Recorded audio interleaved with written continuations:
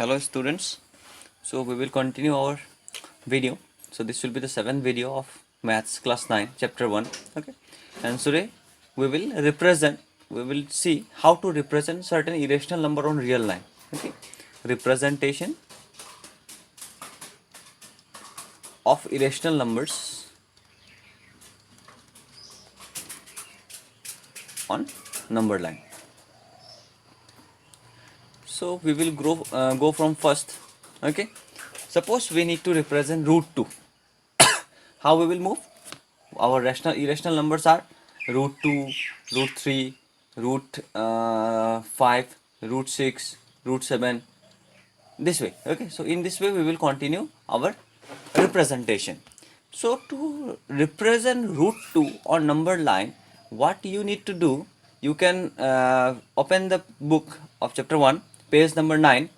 Okay, so you can follow that. So first what you will do, I will just explain, but you need to write it from the book. Okay, so suppose we will represent root 2 on number line. So for that what we will do, we have to draw one real line. Okay, suppose it is our x dash and x. Suppose we draw a real line. Okay, now we will mark a center, that is O, and this O will represent our 0. This O will represent our 0. Okay, now we need to take, to represent root 2, we need to take at a point A. Okay, what you will do, we will take any point A. Suppose here it is A, and such that OA is equals to 1 unit. We will take, our first step will be take any point A such that on the number line such that OA equals to 1 unit. Either you may take it as 1 centimeter, 1 meter, or anything. Okay, 1 unit. Okay, it's better to take 1 centimeter, it will be easier. Okay, so from A we need to draw a perpendicular line. Suppose this is the perpendicular line, suppose AB. Second step what we will do, we will draw AB perpendicular to this line x dash x, such that our AB is also equals to 1. Okay, so OA is equal to 1 and AB is also 1. So this is a perpendicular, that means this will be our 90 degree. So if we join OB, then what we will get? We will get a right angle triangle AOAB. This is the right triangle where our OA is equal to 1 and AB equal to 1. So what is Pythagoras? So in right triangle we can apply the Pythagoras theorem. So what is Pythagoras theorem? So if it is a right triangle, then the longest side or the side opposite to the 90 degree is called the hypotenuse, and other two sides will be the base and one will be perpendicular. So Pythagoras theorem states that h square equals to b square plus p square, or our h is equals to root over b square plus p square. So we will use this relation. Okay, so if we apply this Pythagoras theorem in this triangle, then h is our OB is equals to root over b square. So base is our 1. So 1 is square plus perpendicular is square. Perpendicular is also equal to 1. So we will get 1 plus 1, that is root over 2. So that means our OB will be of length root 2. So how we will, now we have got root 2, but we have to represent that on number line. So for that what we will do, we will take the center as O, because we need one compass. Okay, compass and pencil. So we will take center will be O and our radius will be OB. Okay, and we have to draw an arc, arc. So if we draw an arc, how will look like this time? That arc will cut the real line, suppose at point P. Okay, so then this point will represent root 2. Fine, I think it's clear. Okay, so similarly to put root 3, how we will put root 3? So let us erase this. So to put root 3, so what we will do, we will take the base to be root 2. Now we will take the base to be this root 2, that is OB. So from B we will again draw a perpendicular, we will draw another perpendicular. So for root 3 what we will do, we will take OB equal to root 2. Then we will draw suppose BC. Okay, number 2, we will draw BC perpendicular to OB. So this will be C and this is the 90 degree. Now again, if we join OC, then our new triangle, that will be OBC. This will be OB and this will be C. Okay, so now our OB is root 2 and BC we have taken, again its unit is 1. So if we again apply the Pythagoras theorem, so what we will get? We will get that H is our OC. OC equals to root over B square. B square is root 2 square plus perpendicular square is 1 square. So this will be, so root 2 square is 2 and 1 square is 1. It is root 3. So we have got it is to be root 3. Okay. So OB is equals to root 3. Now we have to put root 3 on number line. So what we will do? Again we will take our center is equals to 0. Oh sorry, not 0, O, and our radius will be OC. So again we have to draw one arc. So suppose we draw that arc. So it had cut at this point. So this point PQ, suppose it is Q. So this Q will be our root 3. So similarly, if we proceed, we will get root 5.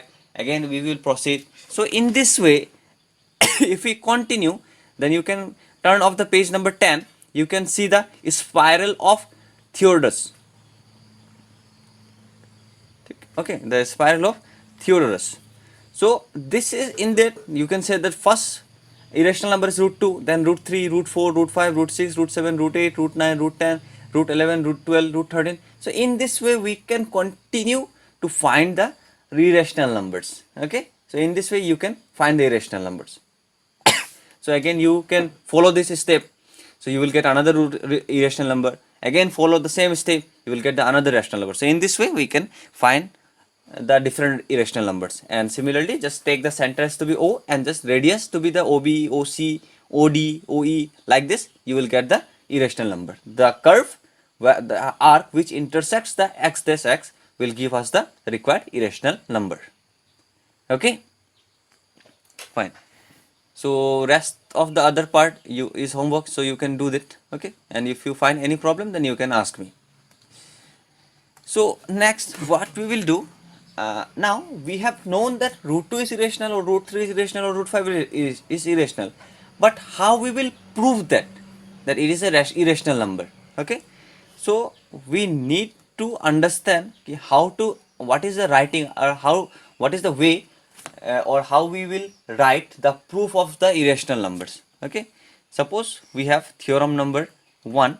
It states that prove that root 2 is an irrational number. So you can open the page number 10, theorem number 1.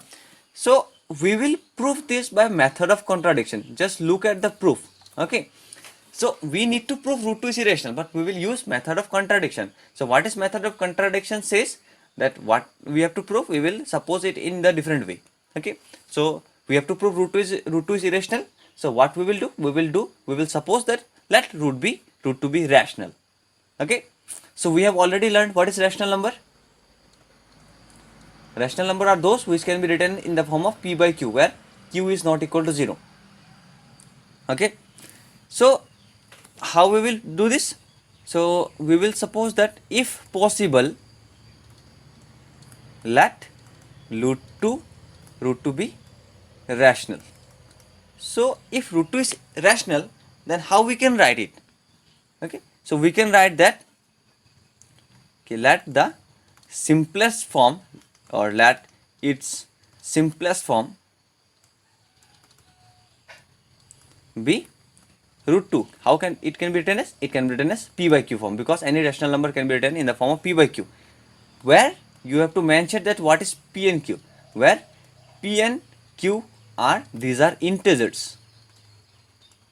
These are integers having no common factor. Okay, no common factor other than 1. And another condition is that our denominator cannot be 0. So here one thing is written that P and Q are integers having no common factor other than 1. This type of rational numbers or integers are known as co-prime numbers. Okay, co-prime, whose factors are generally they have no common factor other than 1. That type of numbers are called our co-prime numbers.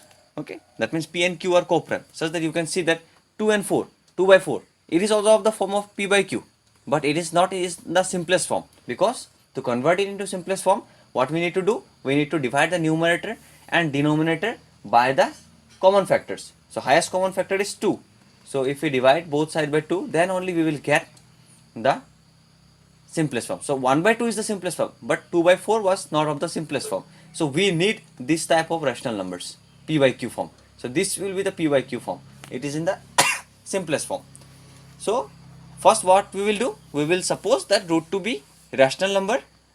So if it is rational number, then its standard form will be written in the form of P by Q, where P and Q are integers which have common factors, which do not have common factors other than 1. Okay, so our next step will be, then our root 2 is written as P by Q. So if we see it, now we will cross multiply it. Okay, so P into 1, this will be P equals to Q into root 2 will be root 2 into Q, just cross multiplication. After that what we will do, we will square both sides. Squaring both sides, what we will get, P square equals to root 2 Q whole square. So root 2 Q whole square means square will be on root 2 as well as on Q. So root 2 square is this 2 and root will cancel out, this will be 2 into Q square. So in the next slide what we have got, P square equals to 2Q square. Okay, so let this be equation number 1. Okay, you can see that right side is 2 into something. So we know that 2 is even. Okay, 2 is even number, and even number into any number will be always even. You can follow that 2 into odd, 1 is odd, you will get 2 which is even. 2 into 2, 2 is even. 2 to the 4, 4 is even. Again 2 into 3, 3 is odd, but if you multiply it by 2, then we will get 6 which is even. So even number into any number we will get an even number. So that means this 2 is even. So even number into Q square, so Q square may be any number. So if you multiply it by 2, we will get even number. So this means this right side is even. So if right side is even, then P square will be also even. So from this we can conclude that our P square is even. So if P square is even, that means we can say that 4 is even. I will just give one example. 4 is even. 4 can be written as 2 square. 2 square is also even. So if 2 square is even, then if we take the SIP only 2 is also even. So that means if a square number is even, then its non-square will be also even. So if P square is even, then P will be also even number. So example is this one. So you can follow this. Okay, these are all rough work. You no need to write it on the copy. Okay, so P is also even. Okay, so if a number is even, okay, so how we will suppose it? Let us suppose that P is of the form of 2m, because 2 into any number will be even number. Okay, so for where m is any integer. Okay, for some integer m. So we have got the value of P. Now what we will do, we will put the value of P in equation number 1. So what we will do, using the value of P in equation number 1. Equation 1. Okay, so P square means 2m square equals to 2q square. So if you put it, so we will get 2 square will be 4 and m square will be m square equals to 2q square, or what we will do, 2q square equals to 4m square. Okay, so this 2 to the 4. So what we have got, q square equals to 2m square. Now you can see that equation number 1 and equation number this equation. So if I take this to be equation number 2, equation 1 and equation 2 are almost same. Okay, so condition which we have written after equation number 1, we will follow the same condition, that is right hand side of equation number 2 is 2m square, that is it is an even number, so q square is even. So what we can say that q square is equals to even number. So if q square is even, then q will be also even, not equal to, we will write is as is, q is even, is also even. So if q is even, then from this two condition, which two condition, p is even, and from this we have got q is also even. So what we can write that p is even and q is also even. Okay, so what is so from this what we can conclude, so if p and q are even number, then that it shows that 2 is a common factor of p and q. Why? Because it was multiple of 2 from equation 1, p was multiple of 2, as well as from equation number 2, q 2 is also multiple of q. Okay, so from this we can conclude that this shows that 2 is a common multiple of p and q. So from equation 1 and 2 we can easily see that the common multiple of p and q is 2. But what we have supposed in starting, what we have supposed, we have supposed that p and q are integers having no common factor other than 1. We have already supposed that p root 2 can be written as p by q, where p and q are integers which do not have other common factors other than 1. Okay, but what we have concluded now, we have concluded that 2 is the common factor of p and q. But startingly in the very first beginning, we have said that p and q are integers which do not have common factor other than 1. But we are getting a common factor other than 1, and that is 2. So what this does, so this contradicts the hypothesis. What hypothesis? That our p and q have no common factors other than 1. No common factor other than 1. This contradicts the fact. We have already supposed that p and q have no common factor other than 1, but we are getting 2. So this is a contradiction of our hypothesis. And why this contradiction arises? This contradiction arises due to our wrong assumption. And you can write another sentence that, and this contradiction arises due to our wrong assumption.